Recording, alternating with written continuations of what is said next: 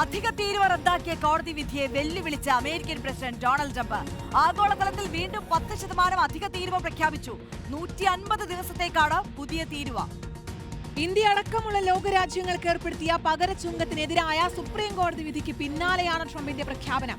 ഇന്ത്യയുമായുള്ള കരാർ സംബന്ധിച്ച ചോദ്യത്തിന് പ്രധാനമന്ത്രി നരേന്ദ്രമോദി മഹാനാണെന്നും അമേരിക്കയ്ക്കെതിരായ വ്യവസ്ഥകൾ അദ്ദേഹം എതിർത്തെന്നുമാണ് പ്രതികരണം. ഫൈസൽ ഹംസ നൽകും വിശദാംശങ്ങൾ. ഫൈസൽ, കോടതിക്കെതിരെയാണ് ഇപ്പോൾ ട്രംപിന്റെ വെല്ലുവിളി. ഒപ്പം പ്രതികാര നടപടിയായാണോ ഈ വീണ്ടും 10% അധിക തീരുവ പ്രഖ്യാപിച്ചത്? അതേസമയം പ്രധാനമന്ത്രി നരേന്ദ്രമോദിയെ പുകഴ്ത്തുന്നതും ഇവിടെ ശ്രദ്ധേയമാണ്. ട്രംപിന്റെ തുടർ നീക്കങ്ങൾ എന്താണ്? ഇതിൽ നിന്നും എന്താണ് നമുക്ക് മനസ്സിലാകുന്നത്?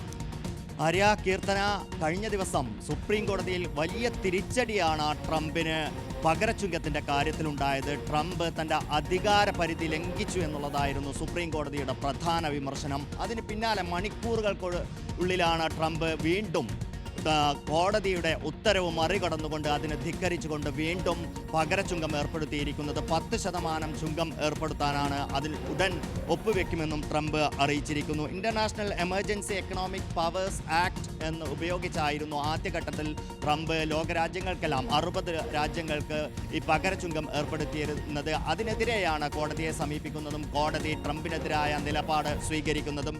എന്നാൽ ഇപ്പോൾ 1974 ആക്ട് പ്രസിഡന്റ് നൽകുന്ന പ്രത്യേക ആക്ട് ഉപയോഗിച്ചാണ് ഇപ്പോൾ 10% ഈ പകരച്ചുങ്കം ഏർപ്പെടുത്തിയിരിക്കുന്നത്. ആദ്യഘട്ടത്തിൽ ഈ ട്രംപ് നേരത്തെ ചുമത്തിയ ചുങ്കത്തിൽ തീരുമാനമെടുക്കാനുള്ള ആ ആക്ട് ഉപയോഗിക്കാനുള്ള അധികാരം US കോൺഗ്രസിനാണ് എന്നുള്ളതായിരുന്നു സുപ്രീം കോടതിയുടെ പ്രധാനപ്പെട്ട നിരീക്ഷണം. അതിനെ മറികടക്കുന്നതിനാണ് പുതിയ ആക്ട് ഉപയോഗപ്പെടുത്തിയിരിക്കുന്നത്. എന്തായാലും തൻ്റെ ചുങ്കം തീരുവ യുദ്ധത്തിൽ നിന്ന് പിന്നോട്ടില്ല എന്നുള്ള സന്ദേശം തന്നെയാണ് ട്രംപ് നൽകുന്നത്. മാത്രമല്ല, ഈ വിധി പ്രഖ്യാപിച്ച സുപ്രീം കോടതി ജഡ്ജിമാർക്കെതിരെയും സുപ്രീം കോടതിക്കെതിരെയും രൂക്ഷമായ വിമർശനവും ട്രംപ് ഉന്നയിക്കുന്നു എന്നുള്ളതാണ് ഏറ്റവും സുപ്രധാനമായ കാര്യം. സുപ്രീം കോടതി വിധി നിരാശാജനകമാണ്. ദേശസ്നേഹമില്ലാത്തവരും ഭരണഘടനയോട് കൂറില്ലാത്തവരും വിദേശ താൽപ്പര്യങ്ങൾക്ക് വഴങ്ങി തീരുമാനമെടുക്കുന്നവരുമാണ് ജഡ്ജിമാർ എന്നും അദ്ദേഹം പറഞ്ഞു വയ്ക്കുന്നു. അതായത് തൻ്റെ തീരുമാനത്തെ എതിർത്തവരെല്ലാം ദേശവിരുദ്ധരാണ് എന്നാണ് ട്രംപ് പറഞ്ഞു വയ്ക്കുന്നത്. നേരത്തെ ഇന്ത്യയുമായുള്ള വ്യാപാര കരാറിനെ തുടർന്ന് ഇന്ത്യക്കുള്ള പകരച്ചുങ്കം ഒഴിവാക്കിക്കൊണ്ട് 18% തീരുവ എത്തിച്ചിരുന്നു. ആ തീരുവ തന്നെ തുടരും എന്നുള്ള സൂചനയാണ് നൽകുന്നത്. ഇപ്പോൾ തന്നെ ഉയർന്ന തീരുവയാണ് ഇന്ത്യക്ക് നൽകേണ്ടത്. ട്രംപ് അത് സംബന്ധിച്ചുള്ള ചോദ്യത്തിന് പറയുന്നത്, അവർ നമുക്കാണ്, അതായത് ഇന്ത്യ നമുക്കാണ് തീരുവ നൽകുന്നത്, നമ്മൾ അങ്ങോട്ടല്ല. ഇന്ത്യൻ പ്രധാനമന്ത്രി നരേന്ദ്രമോദി ബുദ്ധിമാനാണ്, മഹാനായ മനുഷ്യനാണ്.